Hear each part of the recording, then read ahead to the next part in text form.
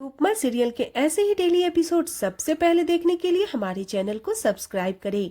राही अनाथालय के बच्चों को देखकर अपने बीते पलों को याद करने लग जाती है। वह आंखों में आंसू लिए अपने पुराने दिनों को याद करती है। इसी बीच राही बच्चों के साथ बैठकर अनुज के नाम का ब्रेसलेट बनाने लगती है। परी कहती है, मैं आपके नाम का ब्रेसलेट बनाती हूँ।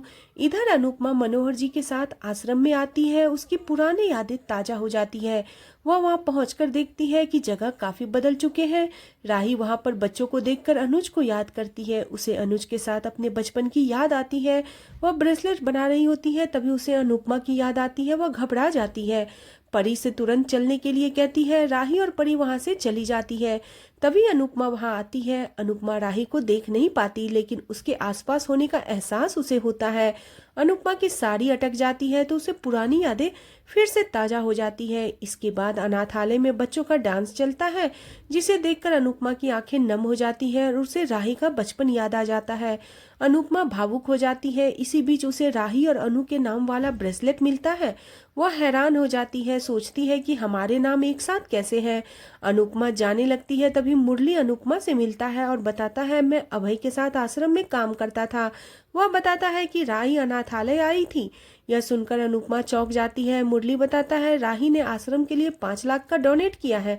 यह जानकर अनुपमा खुश होती है। तभी मुरली कहता है, अनुज आज भी इस आश्रम को नहीं भूले हैं। आज भी हर साल अनुज कपाड़िया के ट्रस्ट से आश्रम के लिए चेक आता है 5 लाख का। यह जानकर अनुपमा स्तंभ रह जाती है। अनुपमा अनुज की यादों में खो जाती है और हैरान होती है। अनुज अब भी आश्रम से जुड़े हुए हैं। अनुपमा को खुशी होती है। वह कहती है कि अनुज आज भी लोगों के दिलों में राज करते हैं। वह सोचती है, ऐसा हो सकता है कि राही अनुज के नाम का ब्रेसलेट बना रही होगी और मेरा नाम इस पर रह गया होगा।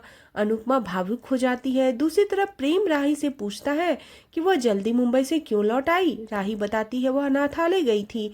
वहां जाकर उसकी पुरानी यादें ताजा हो गई। वह कहती है, अगर पापा मुझे वहां से नहीं लेकर आते तो मम्मी मेरी जिंदगी में नहीं आती। प्रेम राही को समझाता है, अगर मम्मी न होती तो उसे पापा का भी प्यार नहीं मिलता। वह कहता है, अनुपमा ने उस उम्र में शादी करके उसे गोद लिया, तभी राही को अनुज जैसा पिता मिला। प्रेम राही से कहता है कि अब मूड खराब मत करना, मुझे झगड़ना नहीं है। प्रेम जाने लगता है, तभी राही कहती है, क्या हम भी बच्चा गोद ले ले। प्रेम रुक जाता है। राही कहती है, वह खुद भी मां बन सकती है, लेकिन किसी बच्चे को अपनाने में एक अलग ही खुशी है। प्रेम इस पर सहमति जताता है और कहता है, हम बच्चा गोद भी लेंगे और खुद के भी 2-3 बच्चे पैदा करेंगे। राही मजाक में कहती है, हम फुटबॉल टीम ही बना लेते हैं। प्रेम भी मजाक में कहता है, सही है, ऐसा होगा तो मोटिवा और माँ बच्चे संभालने में व्यस्त हो जाएंगे और वह तुम पर गुस्सा करने में समय ही नहीं मिल पाएगा। दोनों हंसते हुए काफी खुश हो जाते हैं। राही बताती है, उसे अनुज के नाम का ब्रेसलेट बनाया था, लेकिन वह आश्रम में ही छूट गया। अब पता ही नहीं वह किसके पास होगा। दूसरी तरफ अनुपमा राही का बनाया हुआ ब्रेसलेट देख रही होती है। भारती कहती है, काश आप अपनी बेटी से मिल पाती। अनुपमा कहती है, अच्छा हुआ राही मुझसे नहीं मिली, क्योंकि अगर वह मुझसे मिलती तो दुखी हो जाती।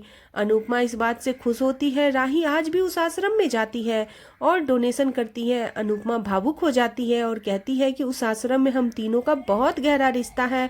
हमें छोटी आश्रम में मिली थी और हमने उसे वहां गोद लिया था तो हमारा परिवार पूरा हुआ था, लेकिन आज मेरे पास अनुज और मेरी बेटी में से कोई नहीं है। हमारा परिवार बिखर गया है।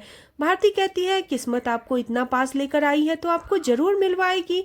किस्मत आपको ऐसे मिलाएगी कि आप दोनों की सारी दुनिया खत्म हो जाएगी।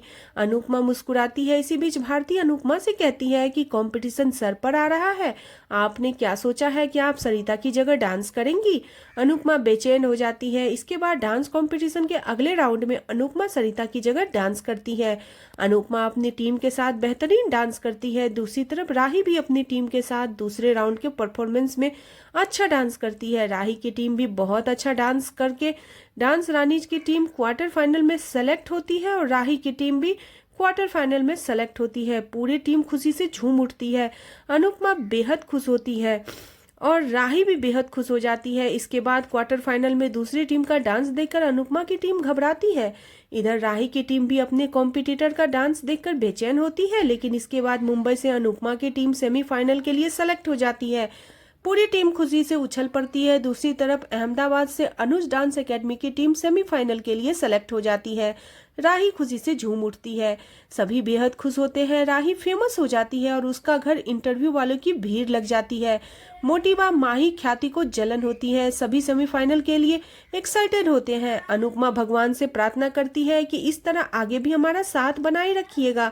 दूसरी तरफ शाह परिवार में पाखी सबको बताती है कि वो सेमीफाइनल में पहुंच गई है। सभी खुश होते हैं, उसे बधाई देते हैं। पाखी कहती है सेमीफाइनल मुंबई में है और फाइनल अहमदाबाद में है। पाखी कहती है मेरी यही प्रार्थना है कि हमारी टीम जीत जाए और ये 10 लाख मेरे हो जाए।